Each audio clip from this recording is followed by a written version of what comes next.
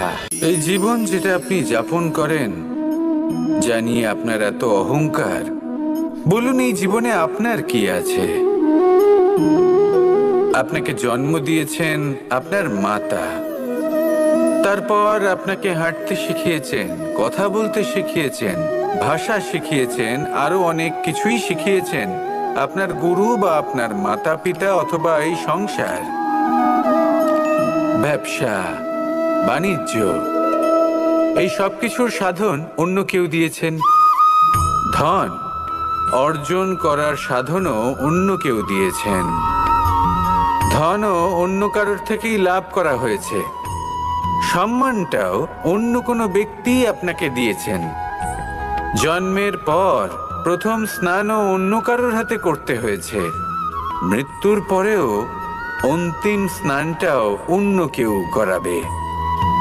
তাহলে এই সংসারে আপনার নিজের কি আছে? জীবন, শুধু এটাই আছে যেটা আপনার নিজের। আর এই জীবনকে উচিতভাবে যাপন করুন, পূর্ণরূপে তার সদ্ব্যবহার করুন আর শ্রেষ্ঠ থেকে শ্রেষ্ঠ কর্ম করুন। যদি সময় এলে পরে অন্য কেউ আপনাকে কিছু দেয় আপনার যেটার প্রয়োজন ছিল, তাহলে সময় এলে আপনাকেও অন্যদের সব কিছুই দেওয়া উচিত। এই জীবনে যা কিছুই লাভ করেছেন তা উচিতভাবে ভালোবেসে উপভোগ করতে শিখুন। সবার মধ্যে ভাগ করে দিতে শিখুন। মনে রাখবেন, এই সংসারে এমন কিছুই নেই যা আপনার আর চিরকাল আপনার কাছেই থাকবে। আসুন আর আমার সাথে ভালোবেসে বলুন, রাধা রাধা। দেখুন, এটা তো সবাই করে থাকেন। ধনের কামনা করা, ধন অর্জন করা, ঈশ্বরকে ধন্যবাদ জানানো, সবাই করেন, কিন্তু ফল সবাই পান না। কারণ বেশিরভাগ মানুষই পেছনে ফিরে তাকিয়ে এটা ভাবেন যে আমরা তো জীবনটা যাপনই করলাম না।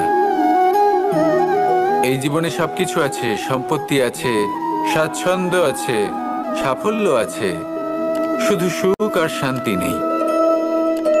এবার এরকমটা কেন হয়? এর পেছনে কারণটা কি? কারণ হলো এটাই যে জীবনে বাঁচার যে বিধি আপনি নির্বাচন করেছেন তা কিছুটা অনুচিত। জীবনে কিভাবে বাঁচা উচিত, জীবনযাপন কিছুটা রীতি মেনে করা উচিত। অর্থাৎ সবাইকে ভালোবাসুন, কারোর সাথে ছলনা করবেন না, সম্পর্ক গড়ে তুলুন, তা পালন করুন। যদি ধন অর্জন করতে চান তাহলে নীতি মেনে করুন, ভেবেচিন্তে পরিকল্পনা করে। আবার বলবো, কারোর সাথে কোনো ছলনা নয়, কোনো অনুচিত কর্ম করবেন না ধন অর্জন করার জন্য। আর যদি ঈশ্বরকে ধন্যবাদ জানাতে চান তাহলে প্রীতি দ্বারা করুন।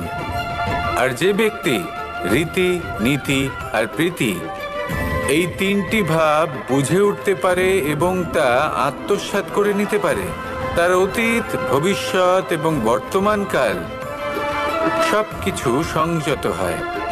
আপনি কিভাবে জীবনযাপন করতে চান, কিভাবে ধন অর্জন করতে চান, ঈশ্বরকে ধন্যবাদ জানাতে চান, নির্বাচন আপনার। আসুন আমার সাথে ভালোবেসে বলুন, রাধা রাধা। কখনো কখনো আমাদের নিজেদের ভাবনা চিন্তাই জীবনের পথে অগ্রসর হতে বাধা দেয়।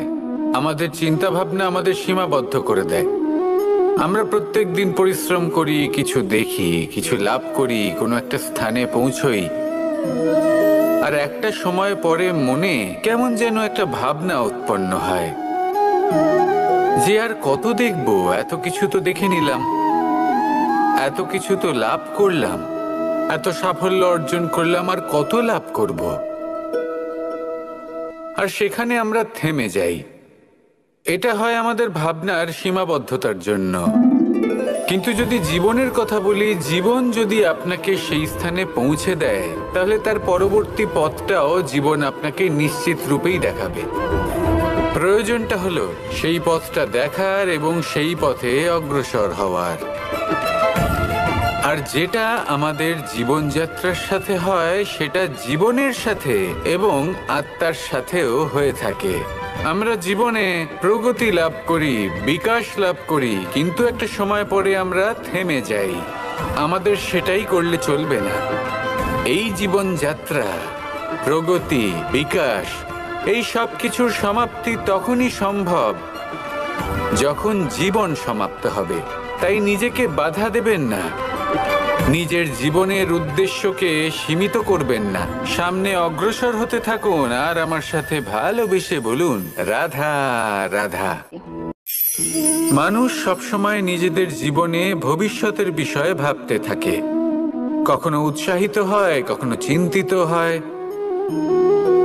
কখনো স্বপ্ন দেখে যে আমি ভবিষ্যতে গিয়ে খুব বড় কেউ হব, কখনো কল্পনা করে যে আমি কখনো সেই স্থানে গিয়ে পৌঁছব। দেখুন, ভবিষ্যতের কথা ভাবা অনুচিত কিছু নয়, কিন্তু এই ভবিষ্যতের কথা ভাবতে ভাবতে বর্তমানকে ভুলে যাওয়াটা অনুচিত। আজ মানে এই বর্তমান কিন্তু খুব আবশ্যক। আমাকে বলুন, আজ আপনি বর্তমানে যাই হন না কেন, সেটা এমন কেন? তার কারণটা কি? তার কারণ হলো অতীতকালে আপনার কর্ম আর আপনার নির্বাচন। সেই সকল কর্মের জন্যই আজকের এই বর্তমান কিছুটা এই রকম হয়েছে। ঠিক সেইভাবেই আপনার এই বর্তমান আপনার ভবিষ্যৎ রচনা করবে। ভবিষ্যতে এই বর্তমান অতীতকাল হতে চলেছে। আপনার ভবিষ্যতের আধার হলো এই বর্তমান। তাই শুধু স্বপ্ন দেখবেন না, শুধু কল্পনা করবেন না। যা কিছুই আপনি পেতে চান তার জন্য বর্তমানে থেকে কর্ম করুন। এই কর্মই আপনার ভবিষ্যৎ নির্মাণ করবে। আসুন আমার সাথে ভালোবেসে বলুন, রাধা রাধা। যখনই আমরা সূর্য আর চন্দ্রমার কথা বলি তখনই আমরা চন্দ্রমাকে কিছু কম বলে মনে করি, সূর্যকে বেশি গুরুত্ব দিই। কারণ সূর্যই আমাদের প্রকাশ দিয়ে থাকে, সারাদিন আমাদের প্রকাশ প্রদান করে। তার সামনে চন্দ্রমার এই তেজ কিছুটা ম্লান মনে হয়, বা দেখতে গেলে চন্দ্রমা স্বয়ং সূর্যের আলোয় আলোকিত হয় আর সেটা আমাদের কাছে পৌঁছে দেয়। কিন্তু এবার এর অর্থ তো এটা নয় যে চন্দ্রমা বিশেষ নয় বা তার কোনোই গুরুত্ব নেই। ঘন অন্ধকারে রাতের বেলায় যখন আমরা কিছুই দেখতে পাই না, তখন আমাদের কাছে এই প্রকাশ কে পৌঁছে দেয়? চন্দ্রমা।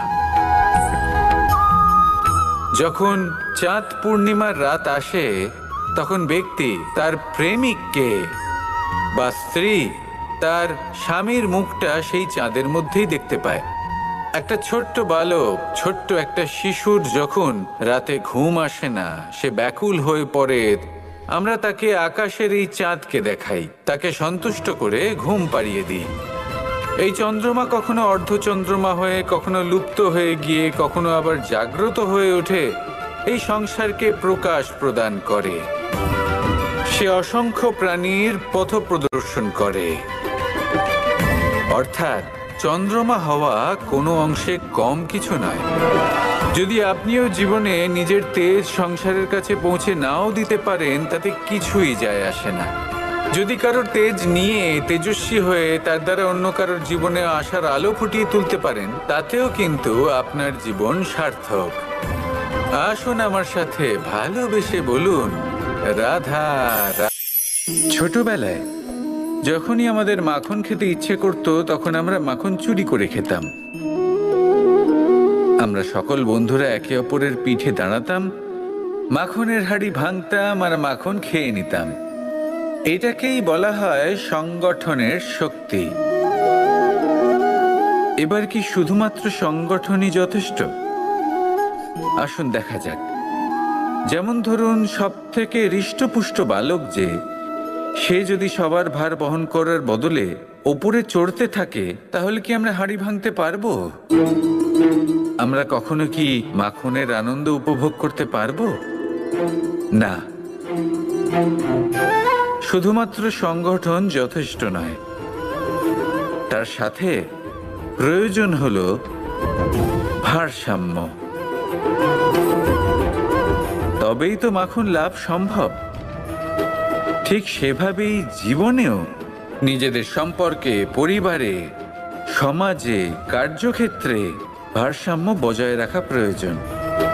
যদি এই ভারসাম্য থাকে আর সংগঠন থাকে, তাহলে আমরা সবাই লক্ষ্যের দিকে যেতে পারি, লক্ষ্য লাভ করতে পারি। কিন্তু যদি এই ভারসাম্য না থাকে, তাহলে এই সম্পর্কও ভাঙতে থাকবে, পরিবারও ভাঙতে থাকবে, কাজেও বাধা পড়বে, আর আমরা লক্ষ্য লাভও করতে পারবো না। তাই সংগঠনের সাথে থাকুন, ভারসাম্য বজায় রাখুন, আর আমার সাথে ভালোবেসে বলুন রাধা রাধা।